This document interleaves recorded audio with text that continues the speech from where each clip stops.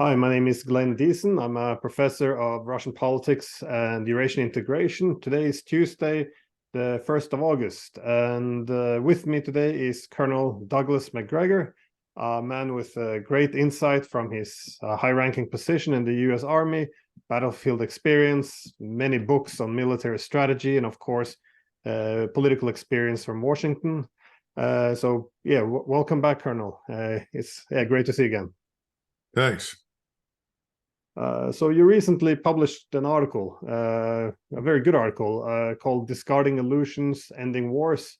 Not just an interesting topic, but very relevant, as, well, some might say it appears we're reaching the beginning of the end of this horrific war, which shouldn't have happened.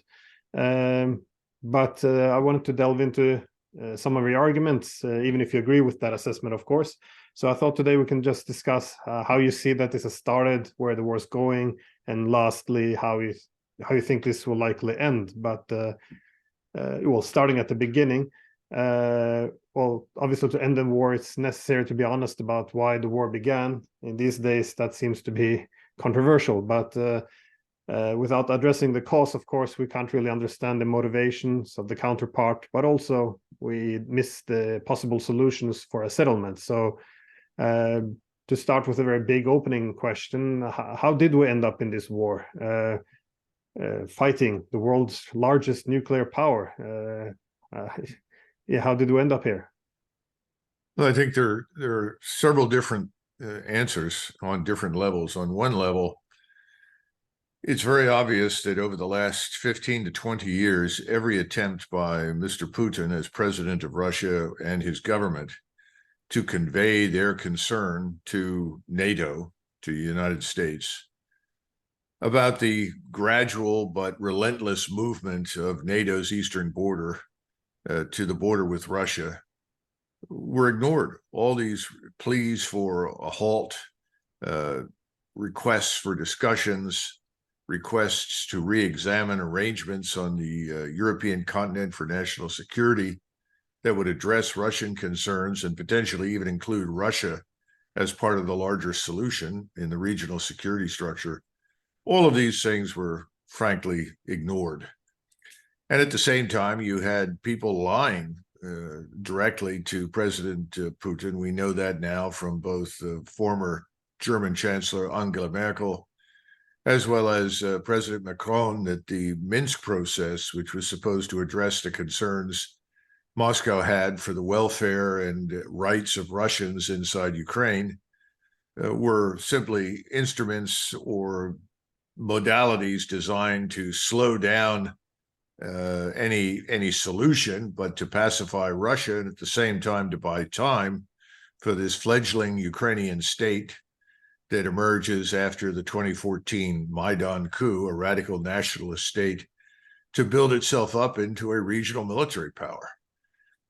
Those things are the principal reasons for the frustration on the Russian side and the decision reached ultimately in January to use military power to signal primarily Russia's concerns. And I think that's the other portion of this that deserves some attention. I think Mr. Putin is a victim of what we call rational choice theory. Rational choice theory has been very popular for years because people think that other people are rational. And if you're rational, you are inevitably going to pursue your own individual interest. This is true in economics. People think it's true in political life. It's true in almost everything, except that it's not true. People are not rational. They frequently do things that are not in their interest. They make decisions on the basis of emotion, not reason. And I think when Mr. Putin first went in with this relatively small force, he had a little over 200,000 men available, but he only sent 90,000 in initially along a very broad front. His thinking was, well, this will signal the seriousness with which we in Moscow regard the potential for Ukraine to become part of the NATO alliance and become a base for potential attack against Russia. And he thought, I think, without giving it much consideration, that since certainly the Second World War, we have always approached the Soviet Union and subsequently Russia with a great deal of caution and circumspection, because Russia is a nuclear power and the Soviet Union was a nuclear power. And there was an understanding in Moscow and in Washington that whatever disputes emerged, every effort should be undertaken to avoid an escalation that might lead to a nuclear exchange. So I think he thought, well, once they see how serious we are, they'll immediately say, look, this has gone far enough. We really do need to talk. And I think he completely misread the West. He should have paid attention to the various proposals that were submitted in December and January, which were never really seriously considered. We essentially told Moscow, Ukraine joins NATO, it's our way or the highway. So if you don't like it, you can lump it. And obviously that was unacceptable. So he takes this small force into Ukraine and he gives it instructions. He says, I don't want to kill Ukrainians. I want to minimize losses. He didn't even allow the Russian forces to attack the Ukrainian forces in their respective bases. He said, oh no, he said, I don't want this to become a full-blown war. What I want to do is signal how seriously we're taking this matter. And I want to minimize collateral damage. I don't want to injure innocent people. I don't want to destroy buildings and structures that don't require attention from the military. Well, we know this failed miserably. And in fact, the worst possible outcome occurred once the talks did get started between the Ukrainians and Moscow. We intervened and made it very clear that we didn't want a settlement. This was, of course, the famous visit of Boris Johnson at the behest of President Biden to Kyiv, in which he says, what are you doing? Don't accept neutrality. Don't accept anything. Reject everything. And we promise you that we will provide you with all the scientific, industrial, military power that you need to prevail over the Russians. The Russians are weak. The Russians are stupid. The Russians lack resources. The Russians have a weak economy. Remember the battle cry in Washington, Russia is a gas station with nuclear weapons. The Russians have to do what we want them to do. So don't worry about this. Zelensky obviously bought the argument. But the fundamental point that was not clear to Mr. Putin is that his assumptions about our behavior in the past could not inform him about the present, because in the past, large numbers of the people who today express hatred and hostility for Russia actually regarded the Soviet Union as somewhat misguided, but ultimately on the right track to a Marxist utopia. Those people now are violently anti-Russian because Russia is a national state with a national language, a national culture, and it rests on the foundation of Russian identity and Orthodox Christianity. These things, of course, are anathema to the globalists who are currently governing the United States and governing you, most of you in Europe, particularly in Western Europe. Remember, you and we have now managed to open our borders, admit millions and millions of people who are not Europeans, people who have not come to assimilate, who can't assimilate, who in fact are coming increasingly to assimilate us. So I think you put these things together and you have an insoluble dilemma for Mr. Putin. There is nothing Mr. Putin can do short of commit suicide, which involves resigning from office, opening his borders, and allowing the United States and its Western allies to strip Russia of its resources and essentially govern it. He's not going to do that. So he's now in this unfortunate position of having to fight a war he never really wanted to fight. And even to this point, he's exercised enormous restraint. I don't think he or his generals ever thought that the Ukrainians would be foolish and stupid enough to launch endless counterattacks against their defenses in the south, which he's now annexed because it's populated with Russians, and it is historically Russian territory. But it's happened, and Ukraine is now prostrate. Its losses are horrific. Their hospitals are full. We think the Ukrainians have lost somewhere between 300,000 and 350,000 soldiers killed. Just within the last month, we think the Ukrainians have lost 30,000 killed. I mean, these are ridiculous numbers. This is World War I quality killing on an industrial scale. The Russians, on the other hand, contrary to popular belief, have taken very light losses, perhaps 30 or 40,000 KIA and another 30 or 40,000 wounded, most of whom were returned to duty. They did not end up leaving the war zone permanently, which has been the case for most of the severely wounded Ukrainians. But none of this has made any difference, Glenn, to people in Washington or Brussels. It may not make any difference to anybody in Oslo or Stockholm or Copenhagen or maybe Berlin, maybe Paris. Why? Because there is this exercise in self-delusion, widely reinforced by the media, that the Russians are losing, the Ukrainians are winning, and that Ukraine will ultimately win provided we just give them more things. And of course, this is emboldening the Poles, the Lithuanians, who have an agenda of their own, divorced from NATO, to aggrandize themselves with territory at Ukraine's expense. I was curious about the wider conflict, because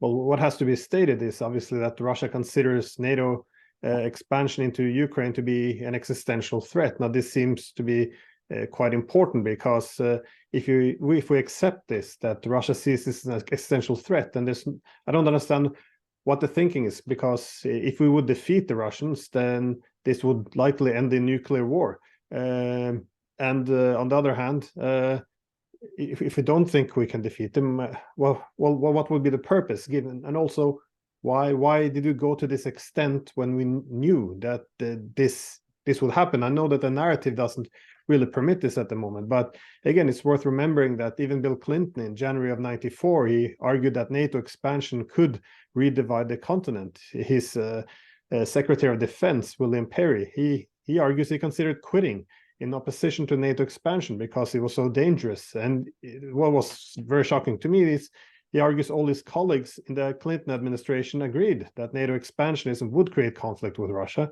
but in his words, they didn't care because Russia was weak. We don't have to do anything. They will adjust. And this was, the leading politicians and the military in the United States, who many argued this. I mean, at the moment, it seems like a marginal argument far out on the fringes, but this was the argument of Jack Matlock, who negotiated an end to the Cold War. George Kennan, who set up this, infrastructure of the Cold War. William Burns, the CIA director, famously said in 2008, the NATO expansion would trigger civil war and a Russian invasion of Ukraine, which they didn't want, but they would feel they had to do.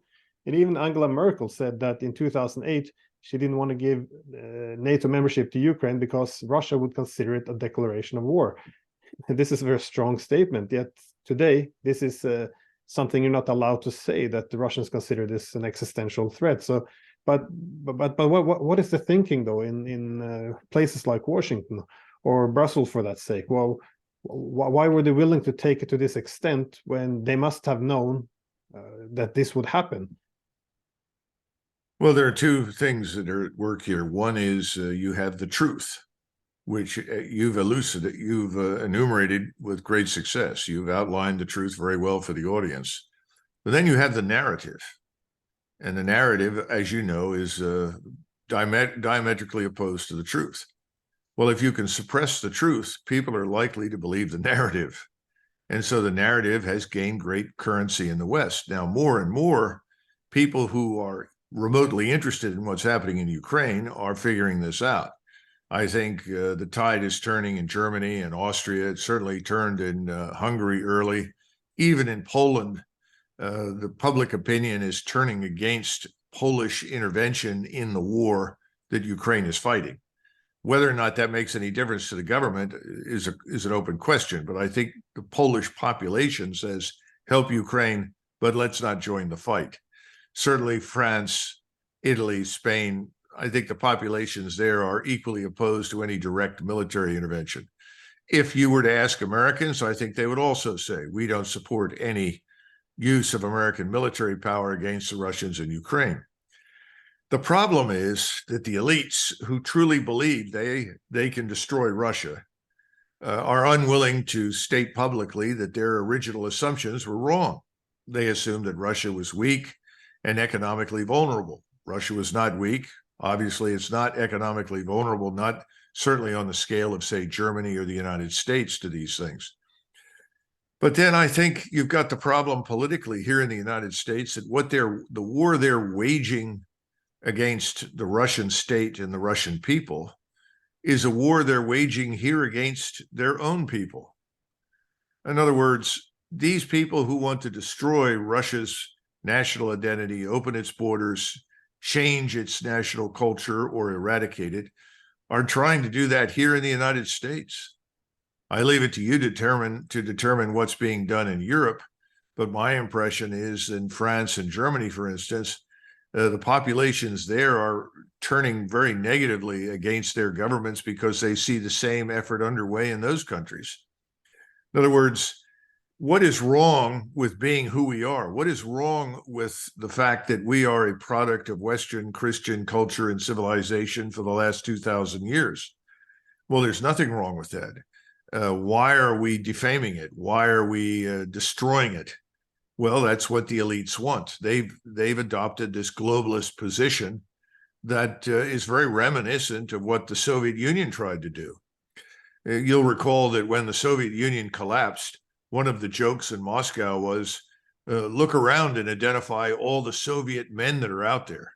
Your audience may not realize, but one of the goals of the original Communist Party of the Soviet Union was to create what they called the Soviet man, who was a man without identity, who was a man with no detectable center of gravity. He embraced all the Marxist, Leninist values and was fungible material to be utilized and exploited by the state as they wished. Well, that failed. And so the joke was, where are all the Soviet men? Well, there are no Soviet men, but there are Ukrainians and Russians and Lithuanians and Latvians, Estonians and Finns and Uzbeks and Tartars and so forth and so on. Well, I think this is the problem in the West right now. We have people with a similar agenda. They're trying to homogenize all of us in the West into some amorphous mass without any detectable identity, without any values, certainly values that have any connection to religion or Christianity. And this is not working. It's failing here in the United States. It's promoting conflict and division. It's failing in its war against Russia for the same reason. In fact, Russia today is far more cohesive as a society than I would argue the United States or anyone in Western Europe. Russia has really profited internally from the war in the sense that the nation is very, very united. Now, that doesn't mean that everyone loves Vladimir Putin, that there are no Russians who want changes in Russia over time.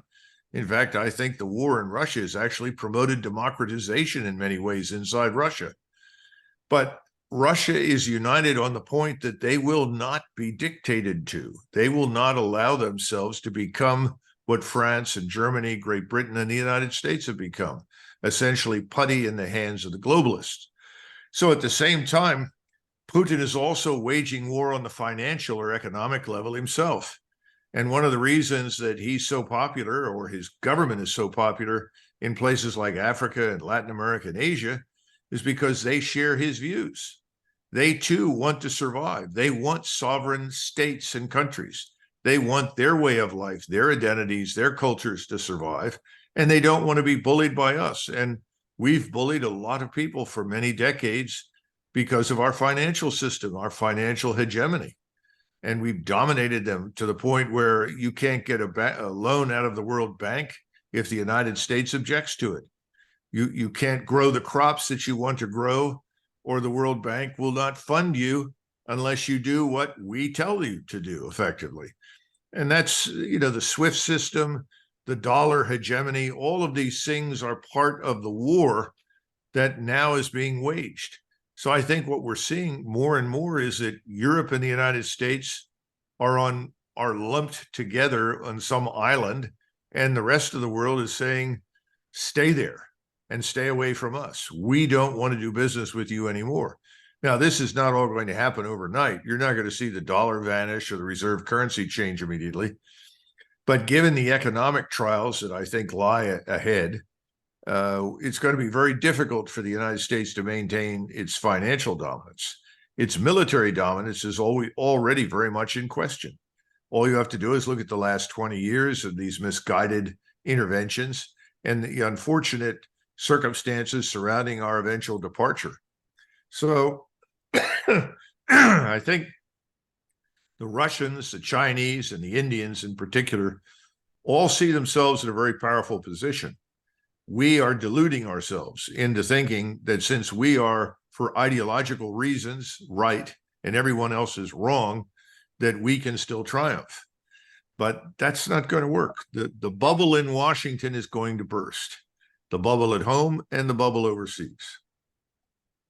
Well, I'm seeing the economic trends. I couldn't agree more. And I'm reminded of when the United States were trying to reduce its dependence on Britain in the beginning of the 1800s with the American system, when you have, your manufacturing industry, transportation corridors, and of course a national bank, because I think this has intensified to such a great extent now as a result of this war, in which you see not just the Russians and Chinese, but across the board, we're seeking technological and industrial decoupling from the US, developing new transportation corridors which are reliable, by also be decoupling from US, and of course the financial pillar, which would be the banks, the currency, the payment system away from SWIFT. So it's quite extraordinary. I think it took many by surprise how much it has intensified.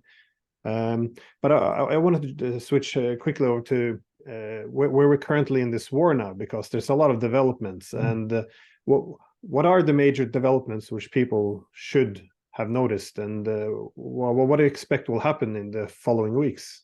Well, remember that Ukraine has always been mired in corruption on a scale that most of us in the West cannot even begin to imagine. A friend of mine just returned from Mexico who's also spent time in Ukraine. And he said, this is going to sound terrible, but he said, I think Ukraine is more corrupt than Mexico. And of course, Mexico is effectively an organized crime state. So that's pretty bad. I think that's one dimension of the Ukraine problem right now. The other is, of course, the simple mass deaths that have occurred on the battlefield. You can look at this on satellite, and you can see thousands of dead Ukrainian soldiers lying on the field that aren't recovered. You have Ukrainian units, platoon company size, maybe larger, I don't know, but certainly platoon and company size, that made the decision to surrender to the Russians. They're fed up with the way they've been mismanaged, fed up with the abuse that they've taken from Kyiv. They've died in great numbers. They don't see any point in it. They're being asked to sacrifice themselves repeatedly for no tangible gain. And the worst part is that they can't even successfully evacuate many of their severely wounded. So in many cases, Ukrainian commanders have contacted Russian commanders and said, I've got wounded here. I can't evacuate them, so I'm going to surrender because I want them to live. The Russians have always treated the surrendering Ukrainians well, and the Ukrainians know that. So as a result, I think you're going to see more and more surrenders. I think you're going to see more and more desertions. And at some point, the military is going to completely fragment and collapse. I don't know precisely when that will occur, but I don't think it's far off. Any military establishment, regardless of how brave, courageous, and disciplined the soldiers may be, after enough time under fire without result, without any tangible gain, begins to not just become demoralized, but question the rationale for the whole war. That happened to Russia in World War I. It happened to the Germans shortly before the end of the First World War. People finally say, enough. We can't go on. I think we're getting close to that in Ukraine. Even the foreign soldiers that have been fighting very hard on behalf of Ukraine are largely gone now. They've packed up and left. I think the Poles are the only ones left. And I'm told they're down to a few thousand. So I think we are now approaching what I consider to be the most dangerous point in the entire conflict. And the point I'm trying to make is Ukraine is on the verge of collapse. The Russians have not yet launched an all-out assault. Yes, they've launched an offensive in the northeastern portion of eastern Ukraine, and that is moving along well. And most of the Ukrainian forces are either being swept aside or melting away. That will continue, and I suspect that part of that will turn north to encircle Kharkov, and another part will continue towards Slovyansk and other territories behind Ukrainian lines. But the all-out assault that is waiting to happen has not yet been launched. And I think it will come when it becomes clear that we are not going to negotiate an end to this. On the contrary, I think there are people now considering seriously the use of NATO forces in Western Ukraine. And I think the Poles are leading this effort. It's why I talk about the Polish tail wagging the American dog. People in Washington are just effusive in their praise of the Poles. Oh, the Poles are wonderful. The Poles are great. They're the staunchest supporters of the war. We don't like those Germans. Those Germans don't like this war. Those Germans like Russians. They're bad. This kind of nonsense. I think we're in a lot of danger from Poland, from the Polish leadership and potentially the leadership in Lithuania, that they may actually send their forces into Western Ukraine. Remember that the so-called Ukrainian Galicia was part of Poland for many, many centuries.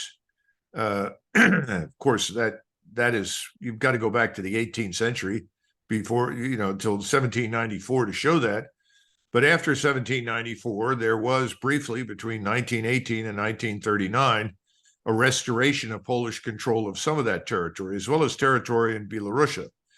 And the Ukrainians know that, the Poles know it, the Lithuanians know it, and so do the Russians and Belarusians. And right now, Lukashenko is more than a little concerned about any attempt that the Poles and Lithuanians might make to regain control of, for instance, Minsk.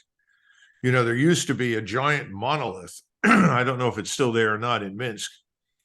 And when I say monolith, a stone tablet, if you will, that stood a couple of meters high at the entrance to Minsk on the east side of Minsk. And it said in 3 languages, I think Lithuanian, Polish, and Russian, "Here begins Lithuania."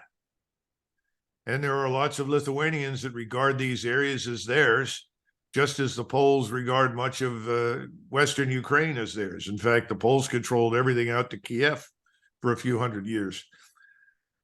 None of this has anything to do with NATO. And it's something that no one in Washington thoroughly understands or grasps. In fact, what people say in Washington, well, if that contributes to the ruin of Russia, well, then that's a good thing. Let the Poles go. They don't understand that if the Poles and Lithuanians do take a hand and go into Western Ukraine, that could regionalize the war, because they'll be up against not just Russia, but also Belarusia. And the Russians then will no longer have much incentive to exercise restraint. And there's nothing in Western Europe, particularly in Poland or Germany, militarily, that the Russians cannot reach and destroy.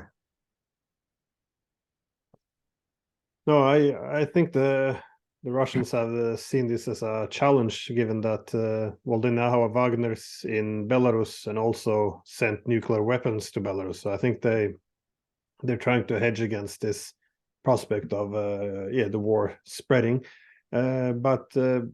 Well, I guess I share your concern about the escalation of the conflict, because initially we were told even sending tanks would be too much of a dangerous escalation. Yet this is a long time ago. We crossed this line, long distance weapons, many other red lines we weren't supposed to cross. Now we're sending depleted uranium ammunition, cluster ammunition, possibly F-16. So it feels like we'll keep looking for these silver bullets, a game changer, something that can turn the tide. But if you're correct now, and Ukraine is moving towards collapse, there must be immense pressure on how NATO will keep the war going or prevent defeat. But at the moment, it doesn't seem there's anything else besides a direct intervention. So, of course, Western Ukraine is a possibility, but I also heard a lot of chatter lately about the Black Sea, providing these convoys for Ukrainian grain, which would be a way for NATO to get involved directly into this war. I just do you see I'm thinking more the Black Sea option now. Do you think this is something that will be pursued? Well, keep in mind that President Biden just signed an executive order that directed that U.S. soldiers on the ground in Ukraine be paid hazard pay, in other words, combat pay. Well, he's been telling us that there are no U.S. soldiers on the ground in Western Ukraine. Well, we know that's not true, just as we know there are many soldiers from many NATO nations on the ground in Western Ukraine. It's a very dangerous thing, though, to signal this publicly and make this public statement, because it conveys the impression to Moscow that we're actually contemplating intervention there. My concern with the Polish and Lithuanian connection is that if they go in there, they will be attacked. Putin has made that very clear. He said, well, yes, if they come into Western Ukraine, they will never leave. We will make sure they never leave. In other words, they'll be buried there. Well, I think the Poles and Ukrainians mistakenly believe that if that happens, that we will then send our forces in to help them. Now, maybe someone in Washington is prepared to do that I don't know. I know that the senior military leadership in Washington is very fearful of that. But it may be that the political leaders in Washington don't think that's the risky alternative to watching Ukraine collapse. They may say, well, if we don't go in some fashion to help the Poles, our credibility will be completely gone. NATO will collapse. And that takes us back to your opening question. What about NATO over the long run? And I think NATO's doomed, because NATO consists of 32 nations now? Every nation has a different set of interests. Not all of those nations see the world through the same lens as people in Washington and Brussels and in Berlin or Oslo. In other words, the world looks very different depending upon where you stand. And trying to drag NATO into this could absolutely end it quickly. And I don't think Washington believes that. I think, again, they look at the sheepish behavior of the ruling elites in Europe and say, well, these people have no choice, but they have to go along with this anyway.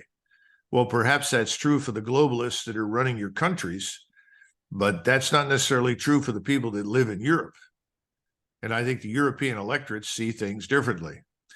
In other words, I don't have crystal clear picture of what is going to happen. What I do know is that officers who've sat in on meetings and tried to explain the true situation and point to the dramatic increase in Russian military power and the excellent performance of Russian forces are not welcome as discussants in these meetings. If you want to be on the inside, if you want to be with the four stars and the politicians, you have to talk about, oh, these Ukrainians are going to win. These Russians are just stupid. They can't do anything right. And if they come up against NATO forces, they're doomed. Well, that's a lot of nonsense to make those kinds of statements, but that's more popular than I think is healthy for our governments right now. But you mentioned before that the Russians haven't had their major offensive yet. And I was curious why we haven't seen it, because, well, I do understand it's a war of attrition and it shouldn't merely be measured in territory, but also loss of troops. But on the other hand, we see that the Russians have mobilized hundreds of thousands of soldiers. They're armed to the teeth. And on the other side, we see that they have degraded the Ukrainian military to a great extent, even emptied NATO's weapon storages, by which we are now admitting as well. So as a military man and a scholar in this, why do you think Russia hasn't gone for these big arrows yet?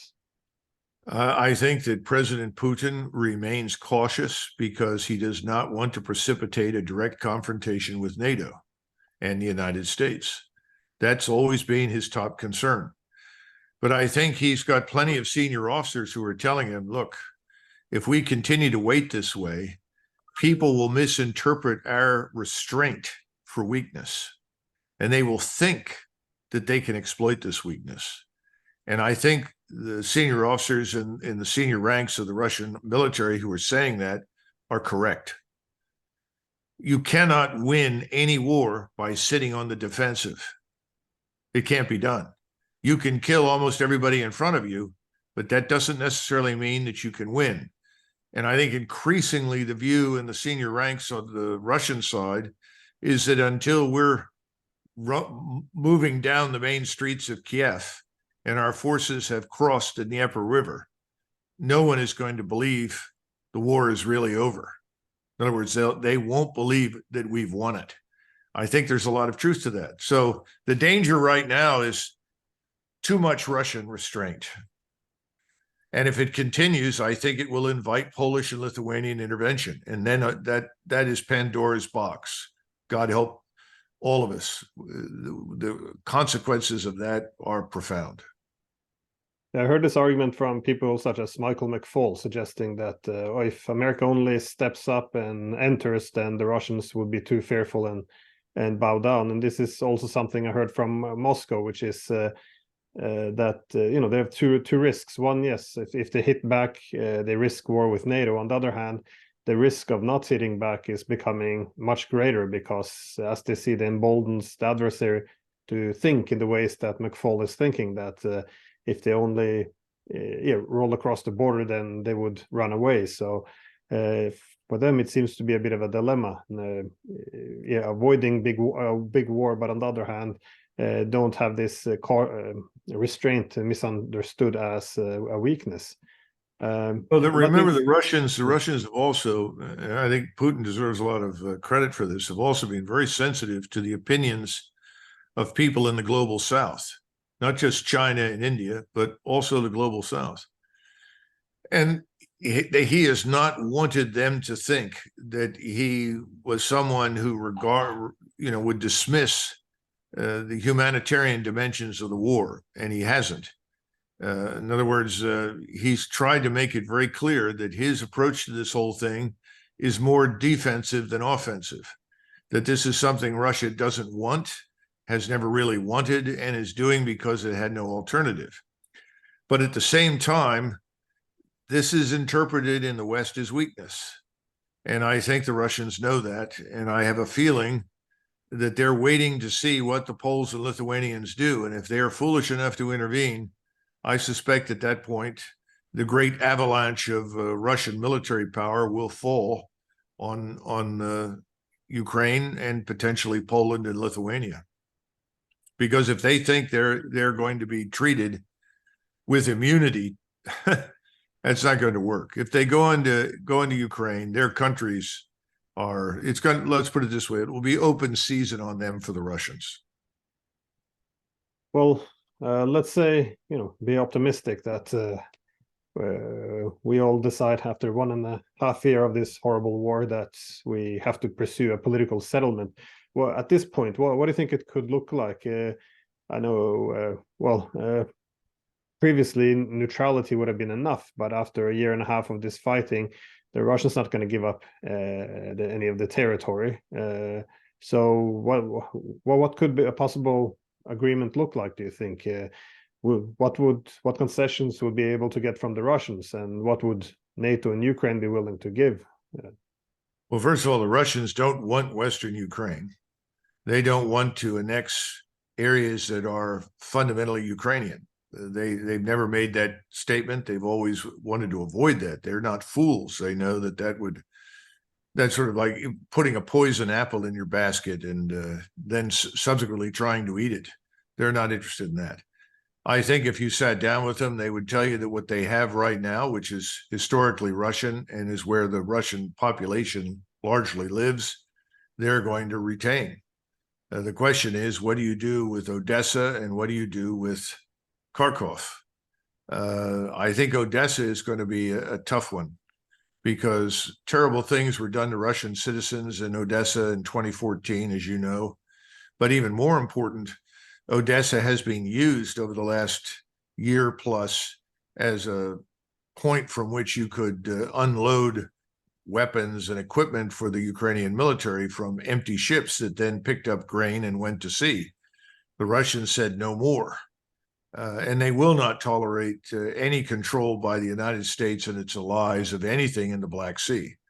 So if we go into the Black Sea with any ships from the U.S. Navy or Royal Navy, which I think would be lunacy, frankly, they'll sink them without hesitation. So no, I think that's the real conundrum. You hold what you've got, and then the question is, what happens with Kharkov and Odessa? There could be some inventive solutions applied to Odessa, that it's fully demilitarized.